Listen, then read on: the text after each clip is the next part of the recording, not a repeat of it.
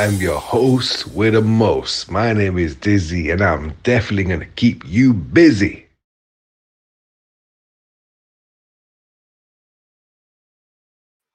Good morning, good afternoon, good evening, wherever you are in the world, ladies and gentlemen. My name is Dizzy, and I'm definitely going to keep you busy. But guess what?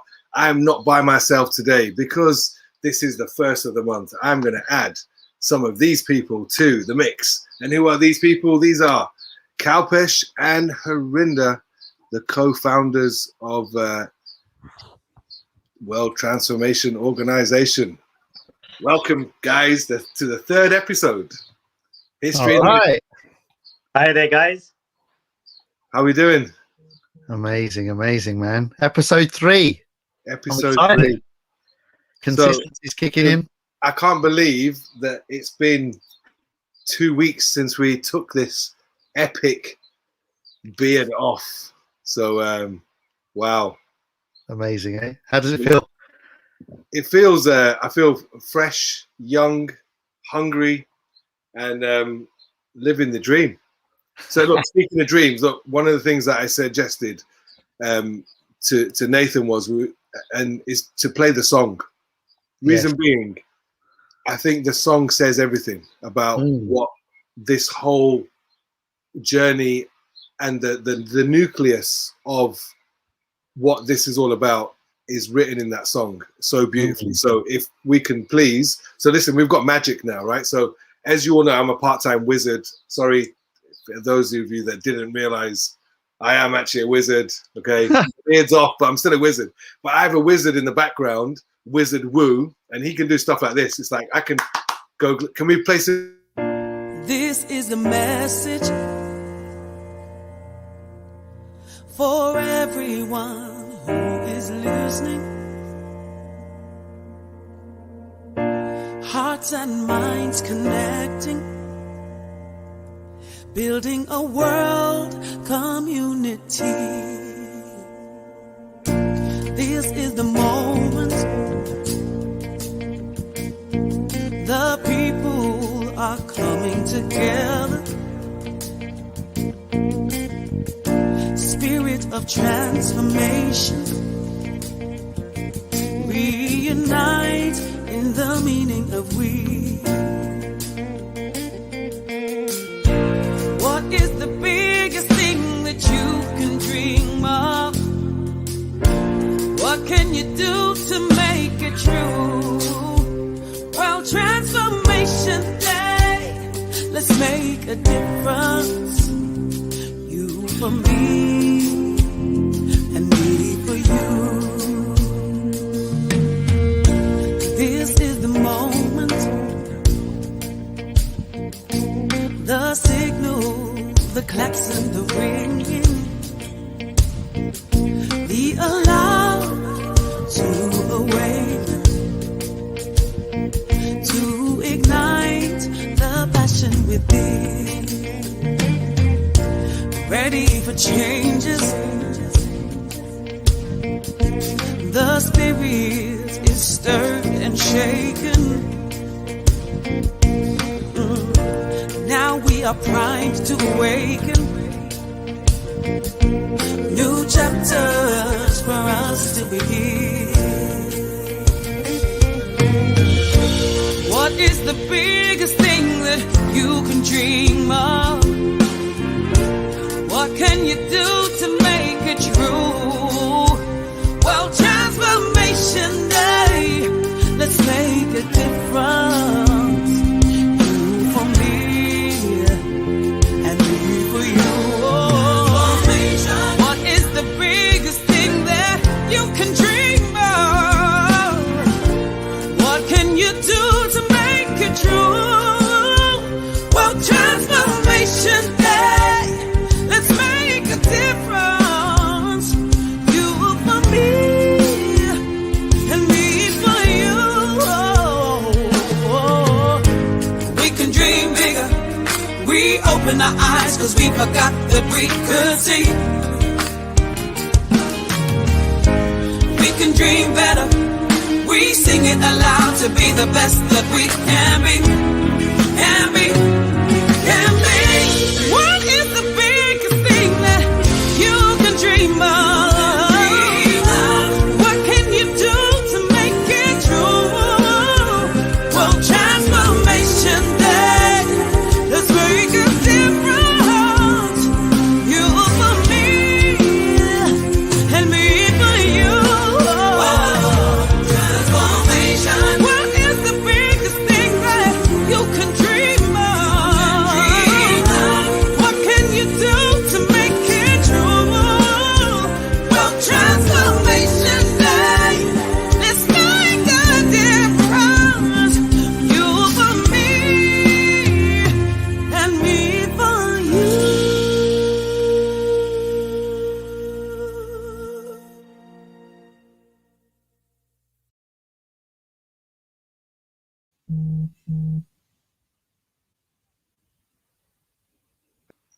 So that song, I got to say, guys, encompasses the whole thing. So look, I want to first acknowledge Kalpesh and Harinder, who dared to dream so big 20 odd years ago. And it's happening right now. You're living in the dream. For me, I had a dream 20 years ago of doing this very show. So my question to all of you listeners right now is, how big are you daring to dream? Because that's what this show's about, and helping you transform them things. So look, we've got our founders on the call today, because every first Sunday, I'll let you guys share, because it started off as one day and now it's every week. So I'll hand it over to Kalpesh. Well, it started off as one day a year in the beginning, and then fast forward a few years, and then this year we started saying, okay, let's do it monthly. And before we knew it, you showed up and said, you know what? This is what I was born to do. Why monthly? Let's do it weekly. Bang. And here we are. I'm so excited because for me, this is the missing link, right? And I, Harinder, Sue, and the rest of the team all share the same view, is that we know that there's more consistency required, but we just couldn't. We've gone down different paths over the last few years with different partners, different people, and explored different avenues. It's been amazing, the whole journey. But with you, what comes for me, because of our friendship is so deeply embedded in history, 15 years plus of solid brotherhood, soul connection, that special thing that we've got. I know this is like all that whole time. This was what we were actually looking for, really. So, I'm just like, wow, this is it. I know with a weekly sit down Sunday with the main wizard on the planet, it's game over, isn't it? Well, listen, what do you think of the wizard? Do you like how we just, for those of you that want to see who the wizard Wu is, look, he's not shy. Here he is. This is the guy who does magic behind the scenes. So he's, it's really weird because it feels I feel like it's a proper show where I've got people in the back. I've got a producer in the back doing stuff and all of that. So nice to see you, Nathan. Wizard Wu. He disappears. Look, before we carry on, look, the wizard Wu and I said myself, we've got a little surprise for Kalpesh, right? Because we, as a weekly show, Kalpesh is a very busy guy, so we can't fix any time on him. So we came up with a little concept we call every week you can kick it with Kalpesh, but we don't know what time it's going to be. So Wizard Wu, just give us a little kick it with Kalpesh, please.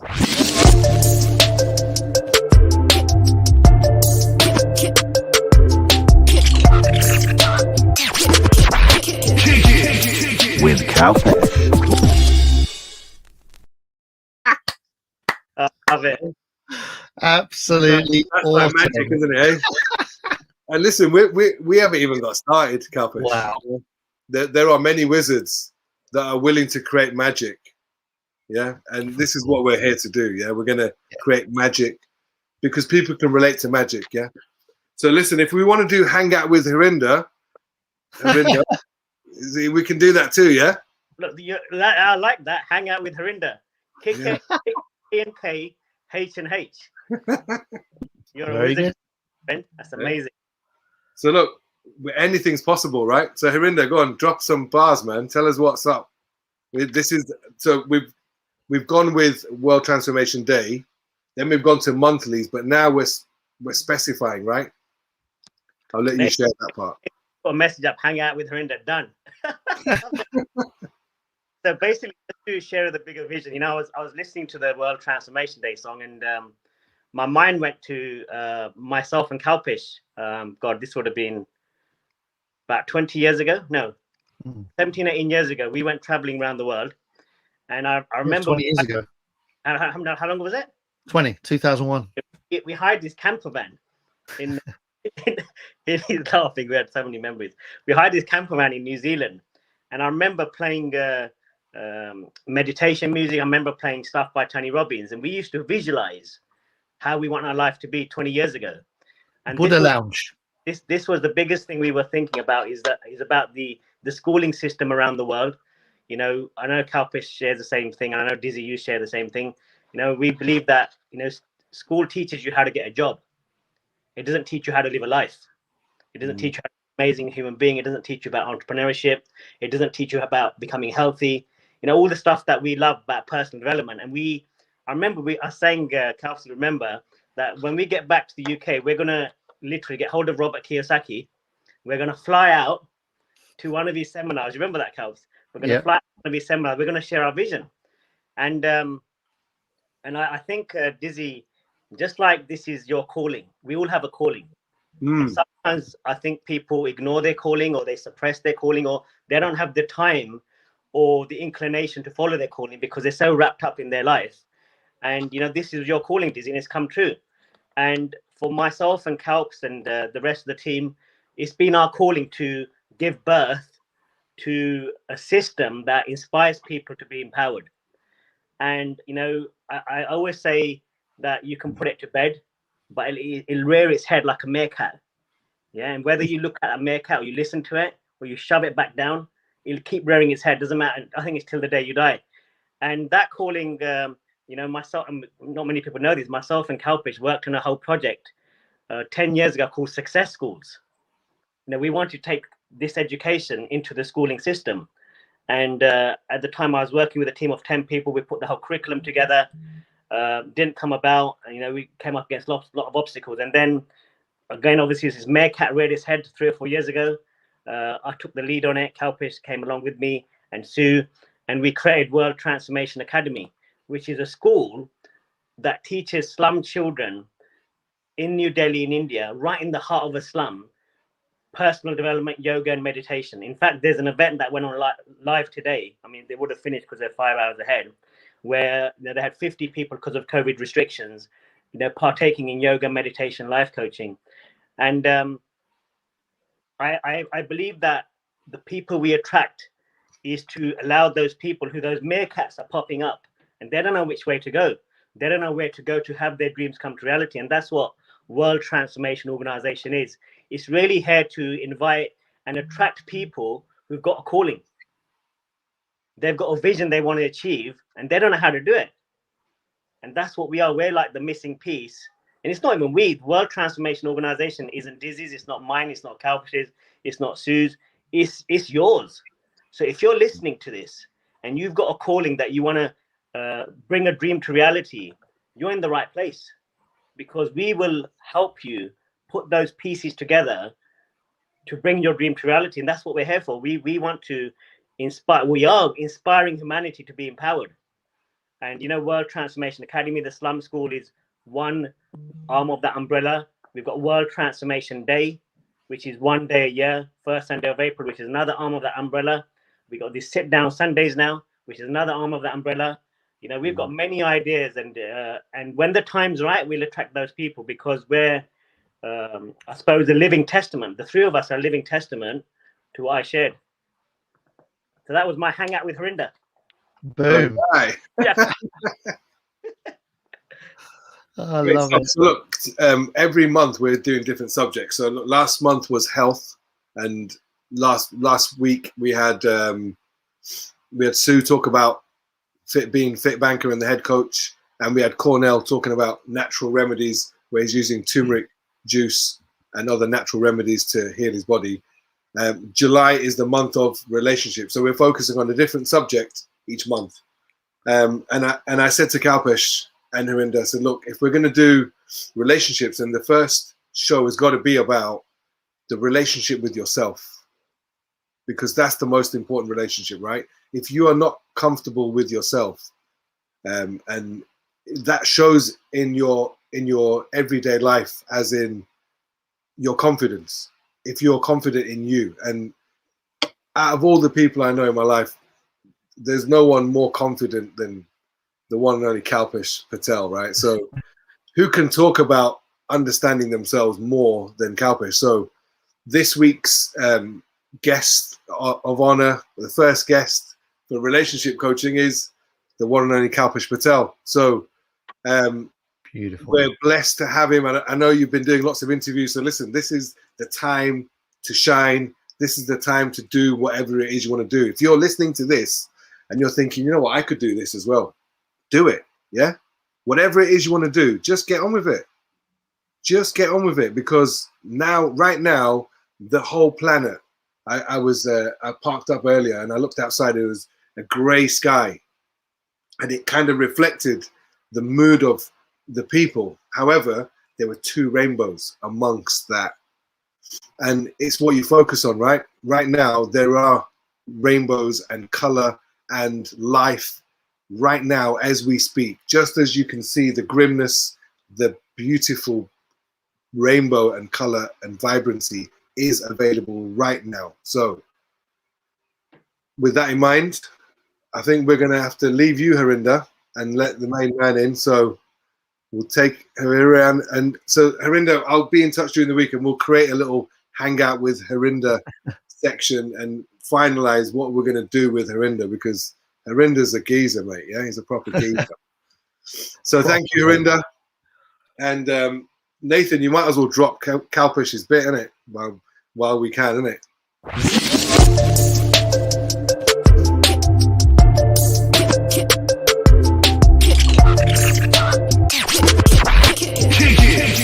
With Kalpesh.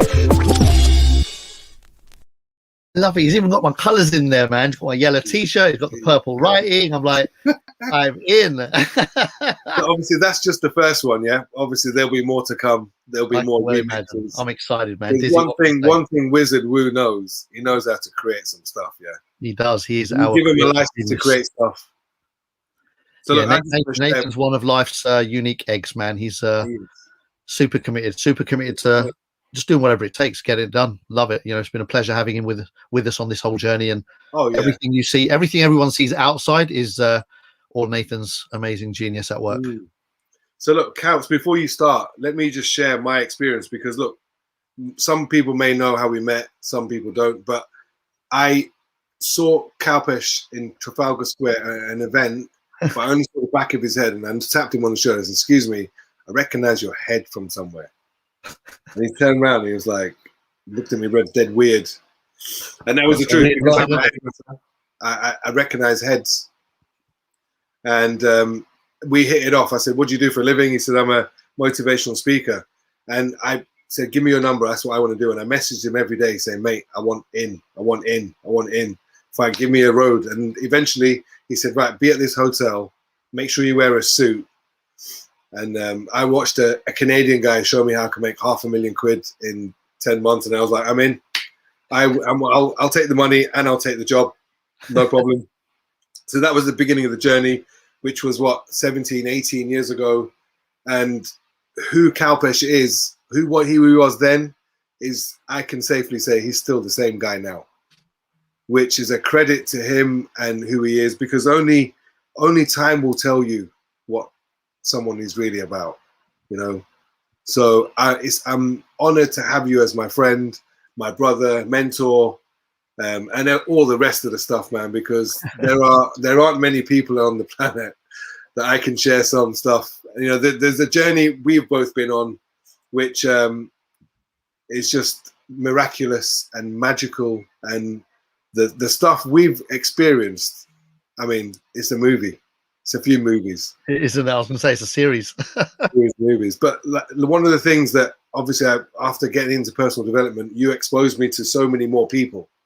And I think it'd be great for people to understand your journey and how you became who you are, because I'm sure other people may be stuck where they were, because not everyone is as free as us. You know, I know that because I see it in life. You know, we always see the rainbows through the crap. So yeah, we do. We sure do. And that's again, once you understand the power of choice, and that's a whole conversation in itself. When you get that every moment is a choice, and there's two paths in front of you, one will empower you and one will disempower you, then you know, learning to choose the empowering path is one of the toughest journeys a human being will go through. But once you go through that journey and turn that into a muscle that you've practiced over and over and over and over again, then over time that becomes your reality. That becomes like, you know, there's always a better way, there's always a better path, there's always a better experience, a better perception, a better way of interpreting something, listening to something, hearing something, being in a certain situation is always better. Once you understand that concept, turning that concept into an experience, into a real way of being, for me, that became my relentless pursuit many years ago. In terms of, you asked me how the journey started for me, 25 years ago, somebody invited me to a seminar, similar to how I invited you to one. But prior to that, 28 years ago, I lost my dad, and that took me in a real spin in a negative direction. I mean, it really just took the legs out from under my table, or the rug from under my feet, threw me completely into a tailspin and out of control. I spiraled into alcohol and just, you know, numbness, no interest. So if I go a little bit before that, you know, grew up in Forest Gate in East London, had the most amazing parents, 30 of us living in a 4-bedroom house for the first 4 years of my life, around 20 of us living in the house across the road, and like we had 2 houses opposite each other, 20 in each once my dad bought a house across the road. So we split some of that and then grew it again with more paying guests. And, you know, we were doing Airbnb back then, 50 odd years ago, in East London to cover the costs. So growing up in an environment, I was there from 4 to 10. So, you know, 30 people in the first 4 years, 20 people in the next 6 years was in itself, what I say, a blueprint for success. Like, if you can handle, and not just you, when you observe others handling themselves with very little space and that many personalities and that many different thought processes and that many different conversations and tonalities and personalities and all of that, I absorbed, man. I was a young sponge. I'd pick it all up, man. I was watching everyone and learning from everyone, and accelerated learning. I got that compressed learning. I got that in my first 10 years. So for that, I'm forever grateful. It put me light years ahead of the world, as I like to say, just in the way that I approached the world and the world approached me. So that was the very beginning. Then the next decade was all going through teenage and experiencing money. My dad bought a business when I was 10 years old. And so I saw the first 10 years, mum and dad worked in factories, 2-3 jobs, weekends, whatever it took, overtime, the works, right?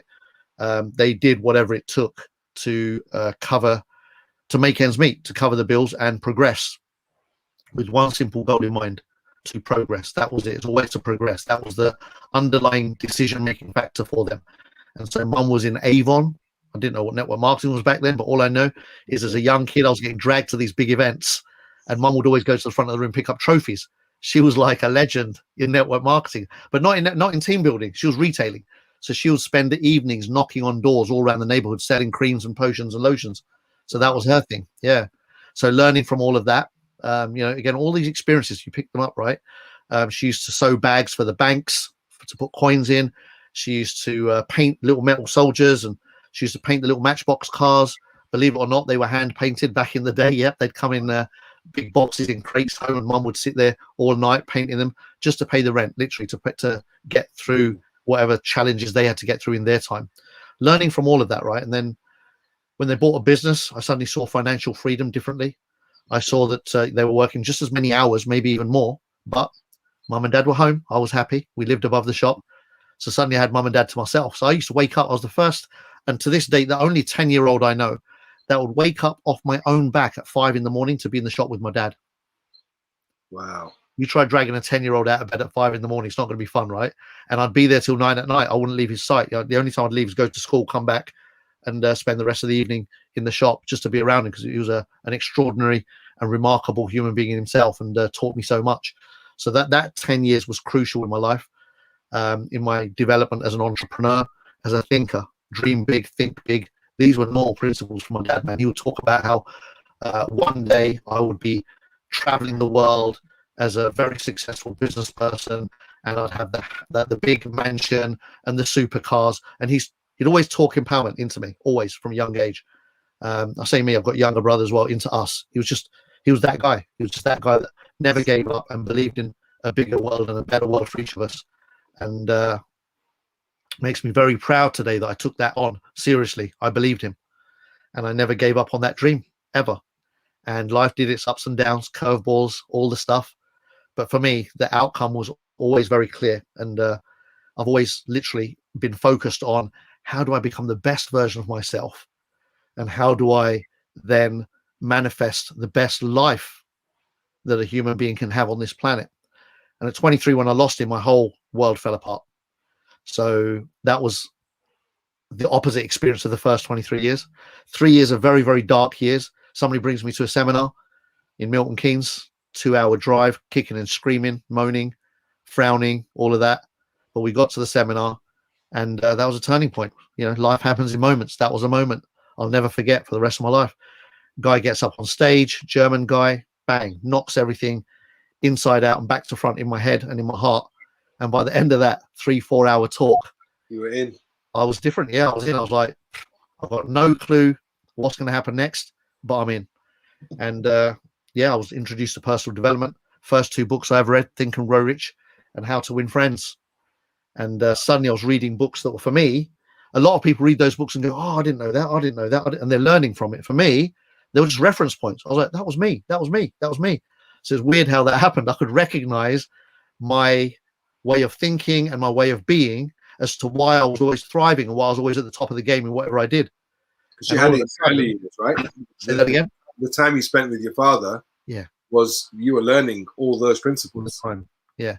So when I read these books, for me, they were just like, of course, obviously. Yeah. I just, for the 3 years that I decided to stop practicing being great and decided to become miserable and become a victim of my life circumstances and start feeling sorry for myself, those 3 years, I just lost sight that all the access was already downloaded and embedded into my DNA from day dot.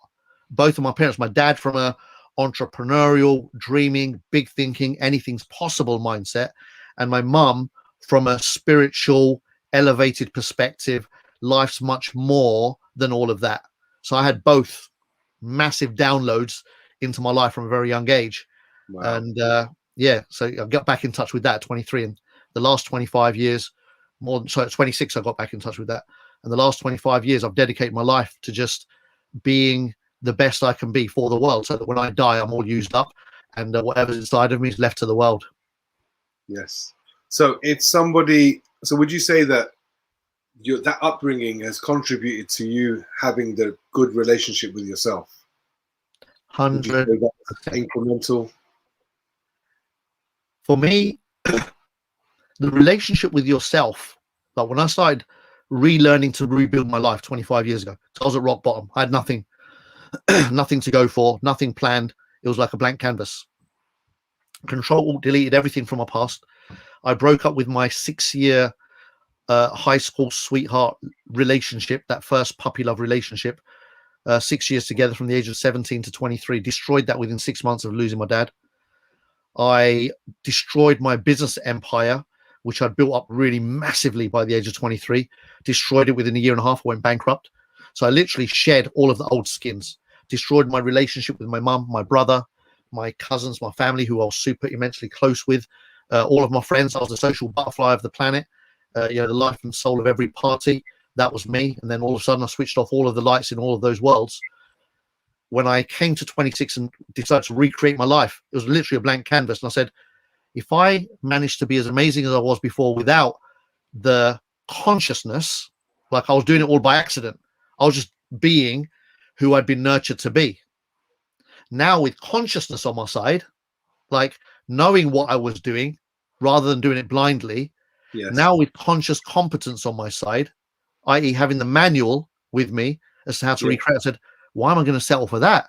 I can do way, way more than that. And boom, that was it. I made the decision that I'm going to be a global person and play on a global level. And so whatever that was. How old were you when you decided that? 26. 26. Yeah. So if you're 26 right now and you're not feeling too great, what can we do, Kalpesh? Because look, this show's about the nucleus of this is about transformation. So on the show, that there's got to be something that people can take on straight away, take action and transform life now. So for next week, anyone who's going to take some nuggets, use it, send us in your videos or let us know how your life is transformed, because this has to be action-based. Yes. Yeah, we've got to be action-based. There's a lot of theoretical wizards, shall we call them, out there. They've read the books, they've attended the seminars, and suddenly they've branded themselves as the expert or the authority in a certain space, but they haven't experienced any of it. Tons of those around, right? Because they're trying to make a buck from the buzz rather than actually doing the work. And for me, doing the work is the real power of all of this, right? So actions on relationship with self. So I'm always looking inwards. That's a skill in itself. Look inwards and listen to yourself all the time. There's a voice in here that never stops speaking. Never, ever stop speaking. From the minute you learn language till the minute you die, it's talking to you. And if you can listen to that voice. Okay, so what would you suggest? Should people, if you get a notebook, what notes should journaling? Yeah, massively. Listen to the voice and just start writing down, scribbling down. Get yourself a journal. Get yourself, whether it's an A4 size or a little one, a bedside, whatever it is, whatever works for your pocketbook. But get really great. In my early years, tons of reading, and today we've got audio books. So whatever works for you, whether it's videos, audios, or reading, whatever form of learning you get engaged by, engage in that. Start learning about you, personal awareness, self-awareness, personal development. Do everything you can to become a better version of you. So to become better, you got to get to know yourself, know who you are, know your flaws, know your weaknesses, know your kind of where you let yourself down and where you let the world down. Start recognizing all that, owning it, and identifying it really quickly. The quicker you can do this, the better. All right, it's like ripping the band-aid off. Do it quick. So identify your pitfalls. Write down everything that you think about yourself and others. Notice where you judge others, destroy others, where you minimize others. Everything you're doing to others is just a reflection of what you're doing to you anyway. So just know that from the outset, that if you're judging somebody for being X, Y, Z, if you're putting them down in your head, if you're frowning at them in your head, you're doing all of that to you as well. All right.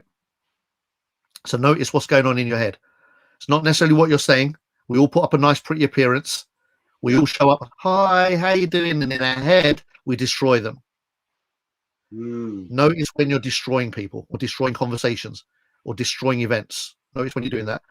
And then as you start being aware of yourself, know that at any time you can flip that. Anytime you want, you can flip it. And I'll give you a couple of very, very practical examples, and you can all do this. Everyone can practice this. I first learned to drive, 17 years old, got my license, off I went into the streets, and I was disappointed at the lack of skill that every other driver on the road possessed. I thought, who the hell let all these idiots out? Like, move out of the way. Kalpesh is here. None of you guys know how to drive. You're lame. And so if somebody cut me up, for example, that was it. They got to know that they cut up the wrong bloke. Beeping, hand signals, wind the window down, give them some hand signals, effing and blinding, all of that going off in my car. That was my environment. All of that noise in my car, in my environment.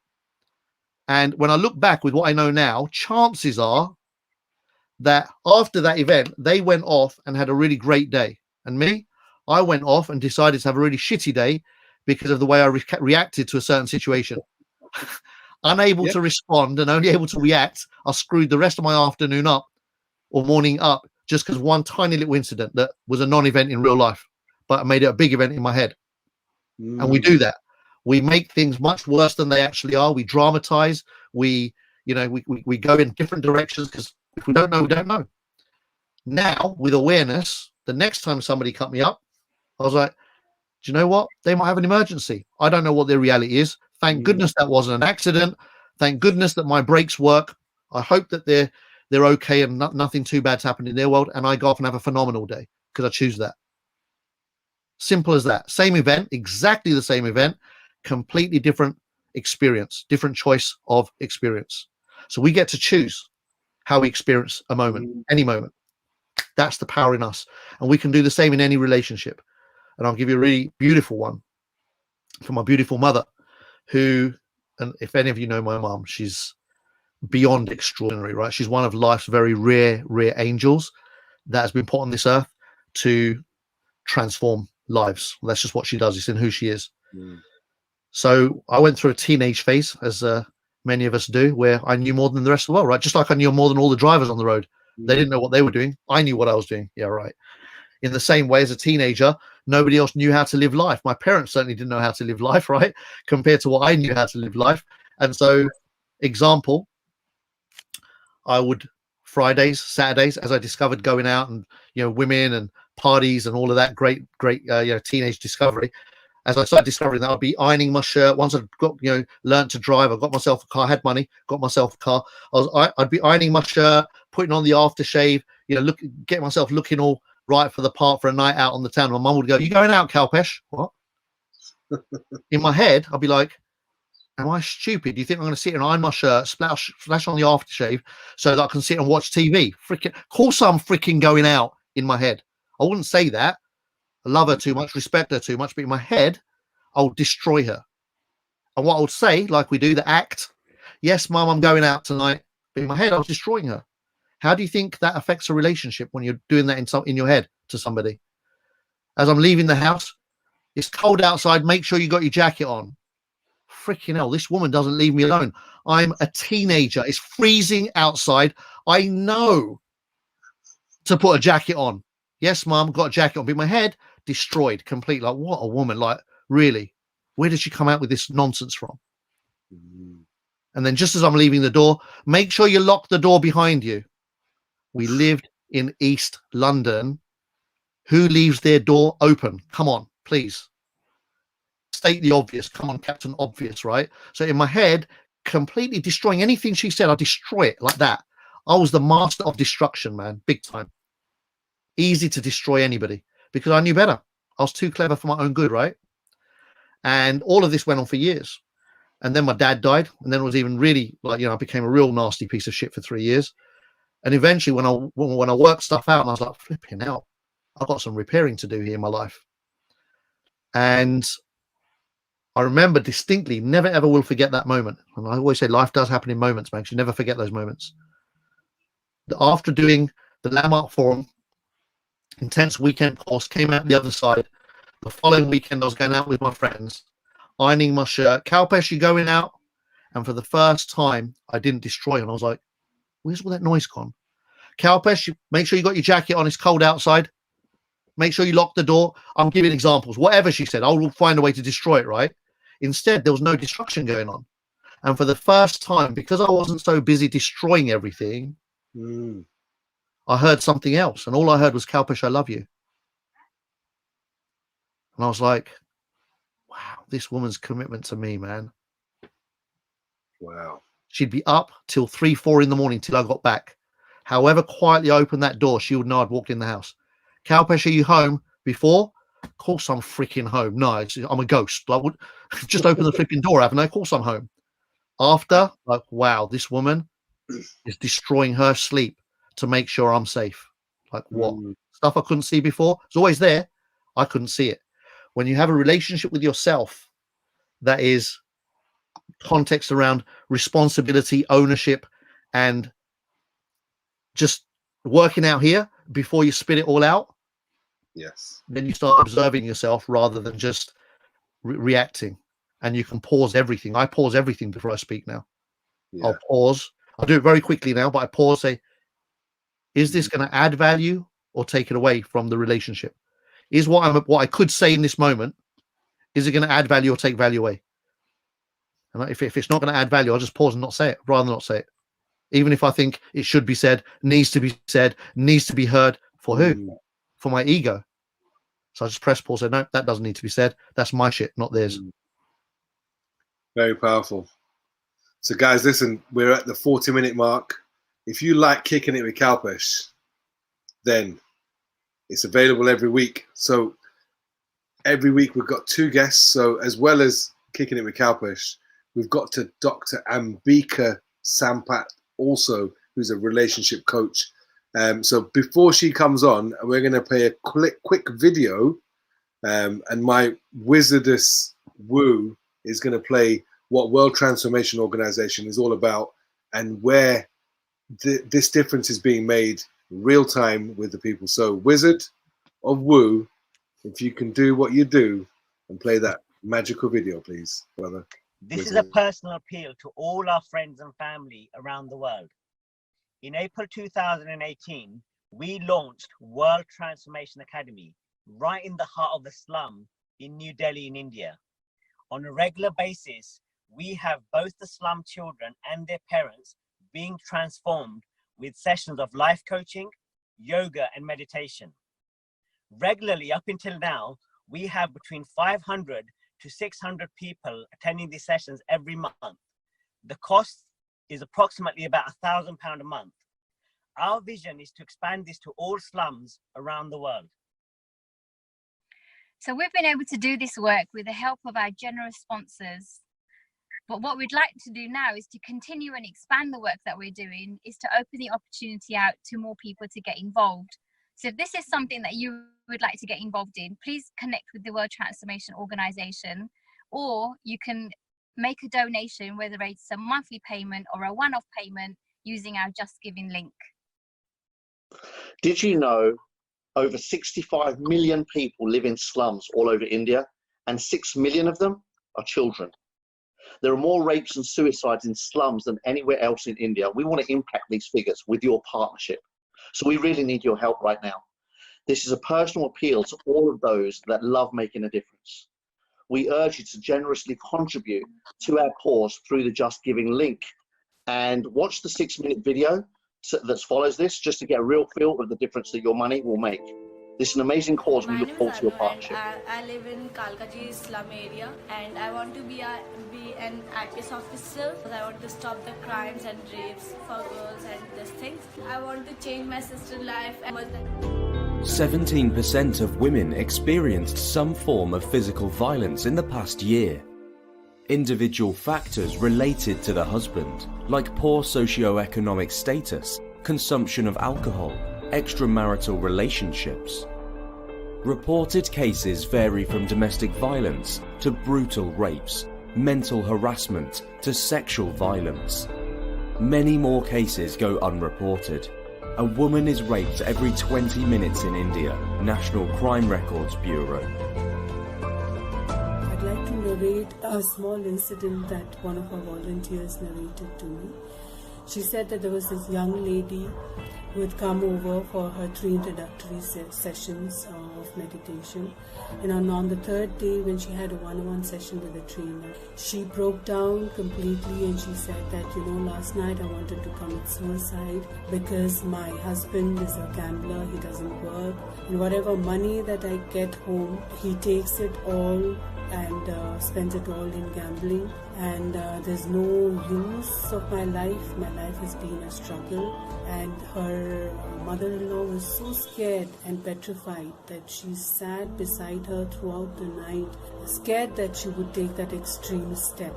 And in the morning she got up, she got dressed, and she came for her meditation session. About 800,000 people commit suicide worldwide every year.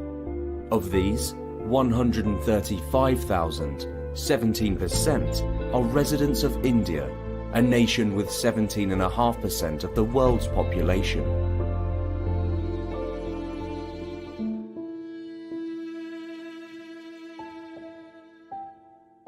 Almost 6 million children live in the slums of India and has the highest rate of child sex ratio.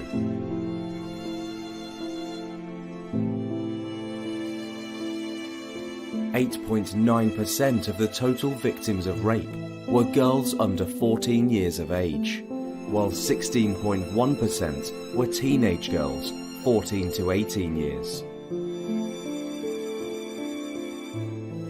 Over 65 million people live in the slums of India. Slum dwellers usually earn $1,900 a year. Young slum girls on their way to defecate in the open fields are abducted, raped, and at times hung from a tree, as in the case of the murder of 2 minor Dalit girls in Badon village near Delhi.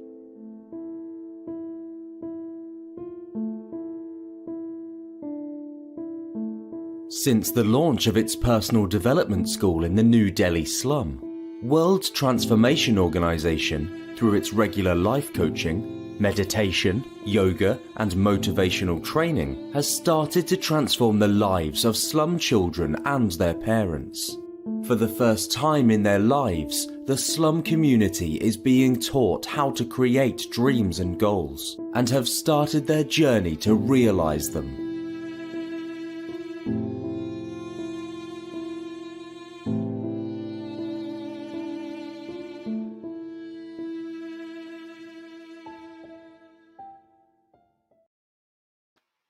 Wonderful. What a great cause to have and to make a difference. And to assist us make a difference in the world, we have Dr. Ambika Sampat. Absolute pleasure to meet you. I've heard great stuff from our friend Sue Patel. Nice to have you on the show. Hi, Dizzy. So great to be here and to be a part of Sit Down Sundays with Dizzy. I love the name, I love the ring of it, and I love the cause. And just to be here and be a part of what World Transformation Day stands for and the month on relationships is truly an honor. So thank you to you, and thank you, Sue Patel, for connecting us. Great stuff. So look, tell us one of the things, because relationships are so important, I'm hoping to evolve my own relationship with myself and my wife and my son throughout this next month. So this is an opportunity for anyone listening to take notes and hope for the best. So do you want to tell us a little bit about yourself, how you got to where you are, and why you're doing what you're doing? Sure. So I am born and raised in Zambia, which is actually coincidentally where I am currently. Although I left when I was 15 with my parents, moved to New Zealand, which is where they're still based, with my younger brother, and then lived across 4 continents. And what I discovered about myself was there was always a yearning to want to belong, to want to fit in, to want to be a somebody. And so when I, whichever, in school, it was trying to find the right school friends, the right people to just feel like I'm being validated, which I didn't realize or didn't have the language for as a kid. In hindsight, and once I got into the personal development world, I got that's what it was. But I didn't quite know why that was my experience as a child, as a young teen. I did boarding school in India and made the greatest mates. And my childhood was actually phenomenal. My parents gave us the best childhood growing up in Zambia, full of luxury, family holidays, the works. And yet somewhere there was a sense of I'm the uncool kid. I'm not intelligent. I am not sporty. I am not pretty. And at some point in our existence, the comparison kicks in and this experience of I'm lesser than starts to creep up, except we don't think there's something wrong with it. For me, that was just a norm, right? And so living across 4 continents, I realized my accent would change, the way I walked would change, the way I talked would change. And sure, every relocation gave me access to hitting the reset button and discovering a new Ambika. And then we currently are now based in London. And I pursued getting a doctorate in gynecology, also purely, because I said to my parents as a kid, I want to be a doctor. And then when I finished my A-levels and understood what medicine was, I was like, oh my goodness, I so don't want to waste 6 more years studying. So let's do something that's shorter, but I'll get some sort of validation and look intelligent enough to the society. And biomedical science and forensic science TV shows used to come out. And one of my uncles suggested that. And I was like, sure, let me do that. Except when I finished my bachelor's, I was like, I feel too dumb. Like I don't know any job I can get. So let's do my master's. When I started my master's, I was like, I still don't feel intelligent enough. So let's go get my doctorate. And sure, I loved doing my PhD. I discovered this whole different aspect of me. Except when I finished my PhD, moved to London, got a job in at St. Thomas's Hospital, which has the largest obs and gynae research center and clinical studies run there. There was a sense of, this is actually not exciting or as exciting as I thought it would be, right? And my PhD was great. There was innovation. There was people from around the world. And then all of a sudden, the job aspect of it felt like, gosh, everything's dependent on getting grants. I'm not making an impact here. Any clinical study will take decades before it's actually impacting lives. I want to do something more tangible. And then I changed careers and went into the development sector for the last 8 years. But not just working with charities or NGOs. I found this organization, which was set up by ex-bankers, Acumen, that really pioneered a third way to tackle poverty. And there I felt like, these people are pioneers, kind of like my old world. They're innovators, they're creators. And I loved it, except once I started getting to the space, I still felt like, I still don't feel like they see how great I am. Like, I am not getting to be director right away.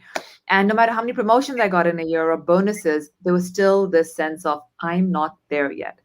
And alongside the daytime jobs, my husband and I delved into personal development programs and then coaching. And the last decade has been a lot of coaching and just being out there.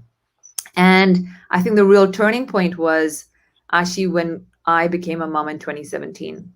It was going on just before I was getting to maternity leave. I had this real sense of anxiety creeping in.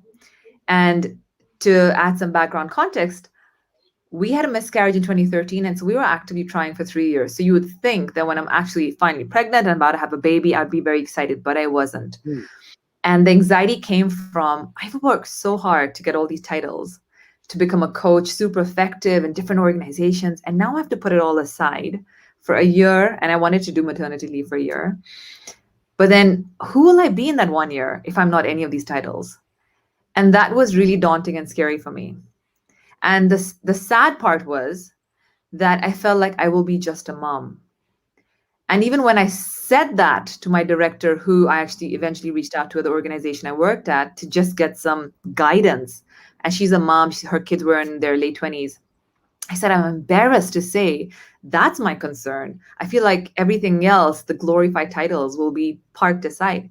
And she just said, don't worry, the Ambika that's going is not going to be the Ambika coming back. You'll be a whole different space and mindset when you have this child. And truly, the moment our firstborn, Kanea, came into our life, everything else felt so insignificant.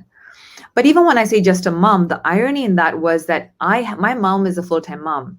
And having her there every moment of us growing up was just priceless, right? And there's something about full-time moms engaging with children in the formative years. And in the absence of that, or even in the presence of it, at times children are left with, I'm feeling lesser than, right? So like I said, my parents gave me everything. And yet what happens to every human being in our first 7 years is something happens. It could either be another sibling being born or being abused. Whatever it is on that spectrum, a child's mind doesn't differentiate between the magnitude. It simply experiences one key aspect, which is, I don't belong. And in that moment, its relationship to itself gets fractured. And when it happens, we spend the rest of our lives seeking belonging and love externally. And as a new mom, what I discovered was this young child that's less than a year old, has no verbal communication, commands love everywhere he goes. The grumpiest faces get lit up. People in the tube will part ways to just make space for him. Did I just get gifted with a special soul, or were we all born that way and then became the adults we are now with our opinions, judgments, differences, likes and dislikes? And it actually was the latter. And so now my mission, my journey has really been, how do we go and connect with our authentic self, the ones we're born to be, and take away all these false identities, these layers we put on to protect ourselves from perceived threats, none of which actually exist. And therein we will discover and do discover our most authentic power, our core essence, which is love, true joy and freedom. I love it. I think I'm there. I'm in it. Brilliant. The last 30 days, I can say I've witnessed 30 miracles a day. And amazing. 30 miracles for 30 days. And I had breakfast the other day with my wife. We went to a new place that opened. and she witnessed what I witnessed 30 times a day, and she's like, I can't believe what's just happened. And I think what you say, once you get into your purpose, once you know who you are, and one of the things that I've been witnessing in the last 30 days, things are effortless. Because my analogy is the tree doesn't put any effort into being a tree.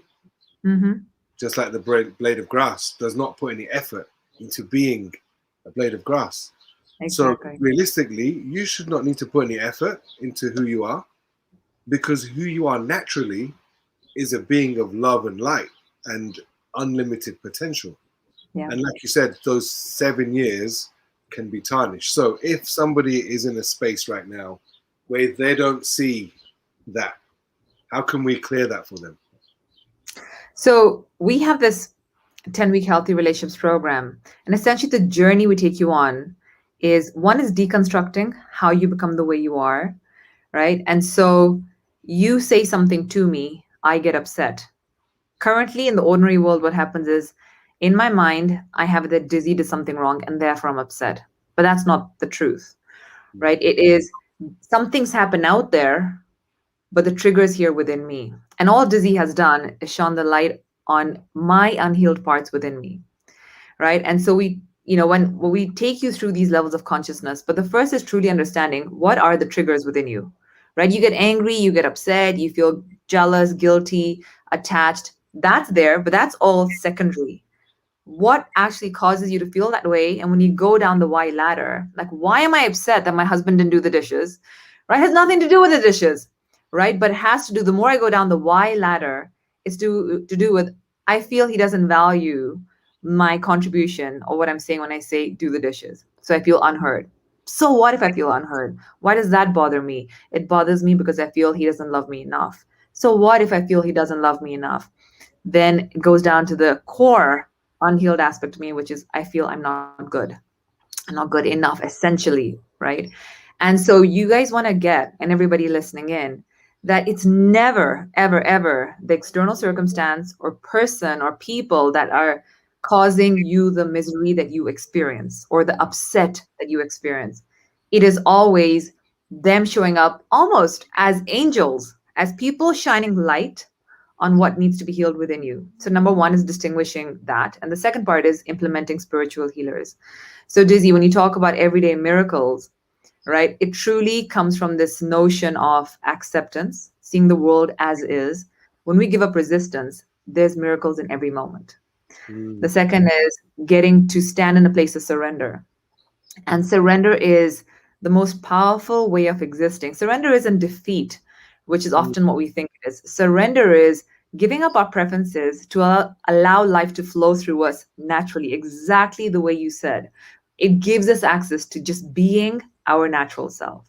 And then there's compassion, forgiveness, and gratitude. Right? How do you put these spiritual practices into play? We have modules for each and every one of them. That allows us to heal and then just arrive in this moment whole and complete. So the first part is acknowledging where you are, right? Correct. And being aware. I mean, I remember when I was 21, I went traveling in India and I came across Osho Rajneesh. I don't know if you know the guy. Yeah. One of the things that he teaches, and in actual fact, in his biography, he says, look, the only thing I'm going to ask everyone to do is to become aware. Because awareness is the key. Yeah. Once you realize where it's started from. In my book, I remember when I was in South Africa, there was a lady I was with, and she never trusted, she would never share how she felt. Yeah. And after 3 months, she wouldn't share. After 6 months, she wouldn't share.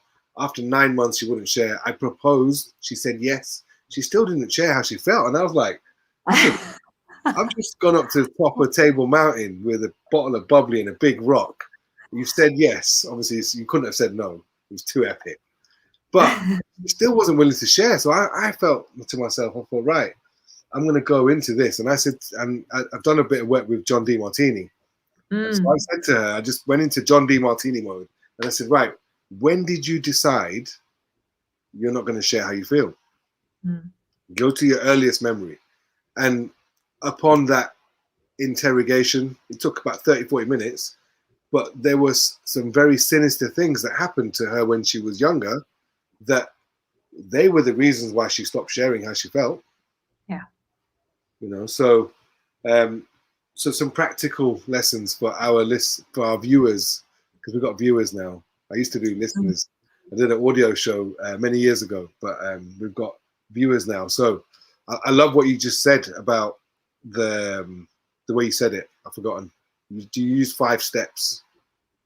So we actually go through 4 stages of consciousness, but in terms of key, so to sum that up, it really is identifying. So awareness is the first step, right? So it's getting that we're currently in the, anytime you feel like you got at the short end of the stick or something's happening to you or you feel like a victim, that's a red flag to say, all right, I'm at that level of consciousness where I'm not actually, it's not true, but that's simply my perception. So that's bringing awareness any place. And so viewers listening in, you want to just pull out a pen and paper, and within the last 24 hours, simply just reflect on where have you experienced somebody said something to you, something has happened to you that's unfavorable. Or it could be the pandemic, it could be global, right? Or some political leader coming in play that's upset you because of whatever, their values, or something happening in the everyday household, right? Kids coloring the walls, or neighbor being a certain way, or your car not working. The moment we personalize it, meaning it's happening to me, should be a red flag from now on going forward, because it's telling you that you're not taking ownership of the way the world is showing up for you. You're living like you're in the shadows of a creator, right? There isn't no creator external energy out there. Sure, there's a cosmos, and some people say cosmos, universe, God, supreme power. There is that. However, you are the creator of your existence right now, the physical and energy experiences that you get. And so when you get that I'm the creator, therefore, whatever I'm manifesting, whatever I'm experiencing is a representation of my inner universe, right? There's nothing out there that isn't representative of what's happening within you. The outer world is almost like this gigantic film being projected, showing you this is what's going on within you in terms of your thoughts, your energy fields. It's time to alter and pivot it if you are not content, if you're not feeling whole and complete in this moment.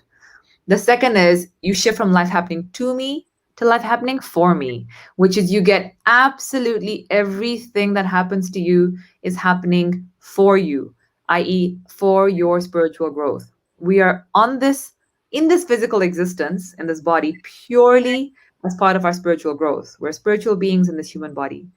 How do you bring that perception or that mindset when you're going through her really challenging times, right? So we had our miscarriage in 2013, perhaps the most physically and emotionally traumatic experience of our existence then, till then. And what we had to get was something about our lifestyle, about our mindset wasn't conducive, right? Our physical bodies weren't in their optimal self. Our lifestyle most certainly wasn't. And how do we pivot? It's a wake-up call. How do we pivot and shift that? And then my husband went on and lost about 70 pounds, close to 30 kgs in the next 5 months, rigorously experimenting on himself. The world watched because he shared very openly on Facebook. And the people started leaning in. And he was an investment banker. And he had left his job just in that process. And before we knew it, Fit Banker came to existence, which has now been 6 years running, a global platform where we've transformed hundreds of lives through our 90-day challenges. And Sue is actually one of our coaches on the Fit Banker program. It purely, our mission is to transform 1 billion lives through education and not medication. So health became the primary pillar, and then relationships is now the second pillar, because the quality of your relationships totally impacts the quality of your life, and then leadership as well.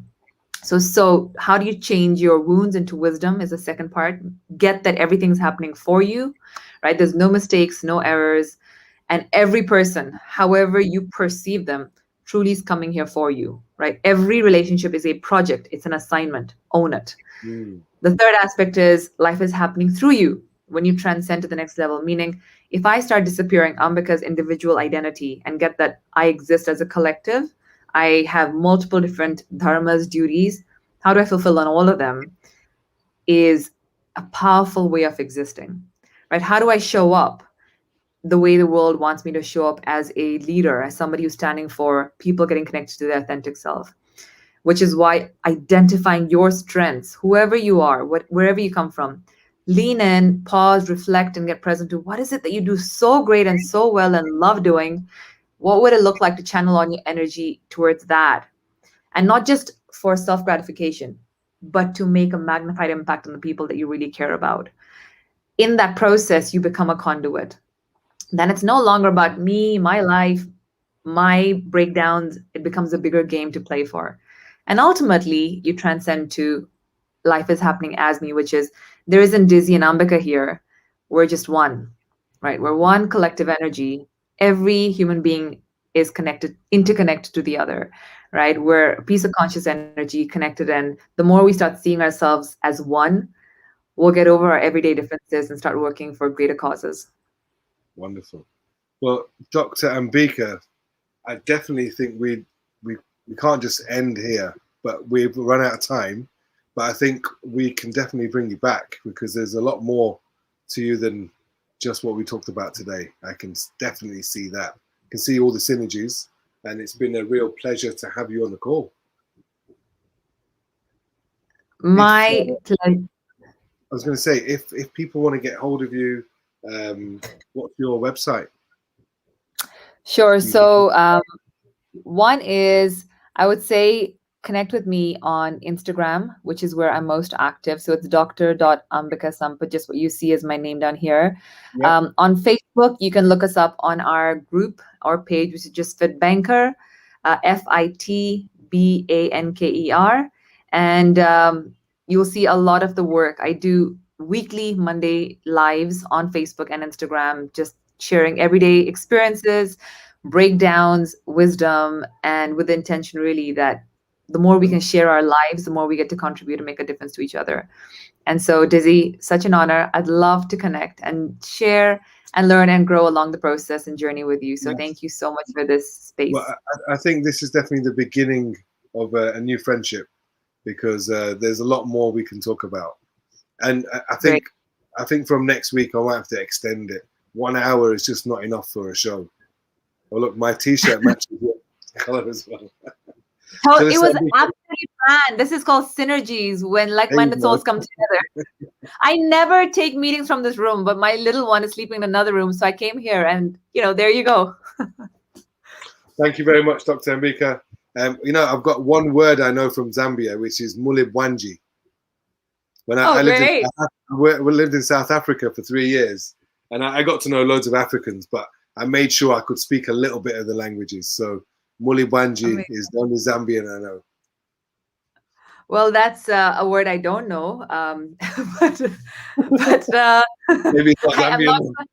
I'm not going to kid you and say, "Oh, great!" But well done on learning a language from different parts that you've been on. Okay, Doctor. Thank you very much for coming on board, and I'll be in touch for the rest of the month. I'm sure we can get another slot in. Great. All right. Thank you very much. Take care. Okay, so that's this week's show. We've kicked it with Kalpesh, and we've had Dr. Ambika, and next week we have another guest, and I'm going to bring her in because she's also here. Another friend, Maxine.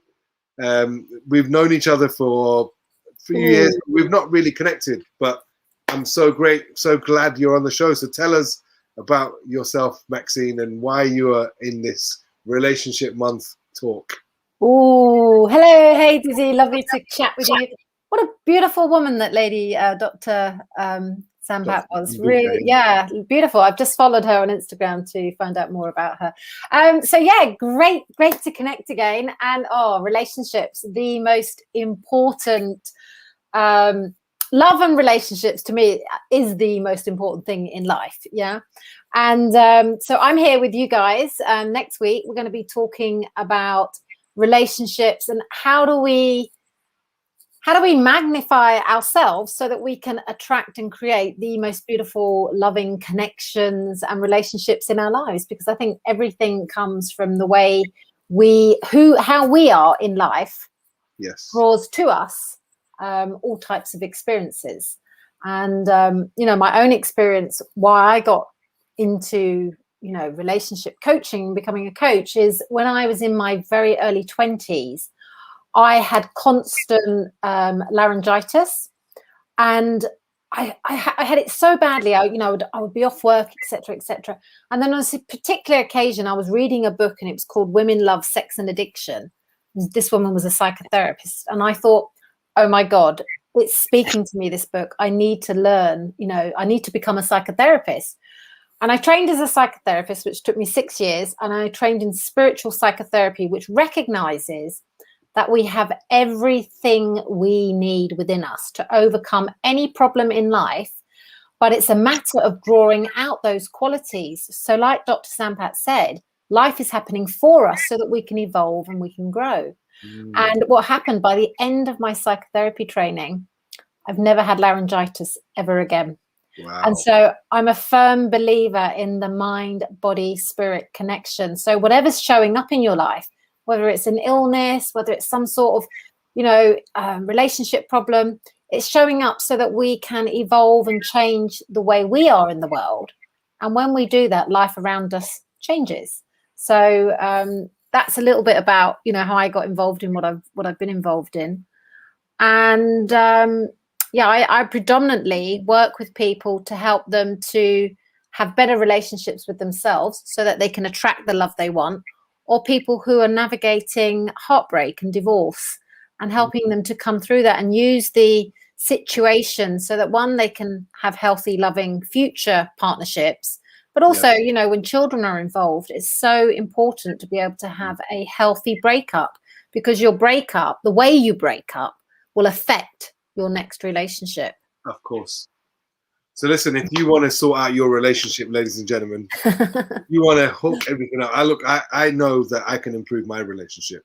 Everyone can improve everything. There's always room for improvement.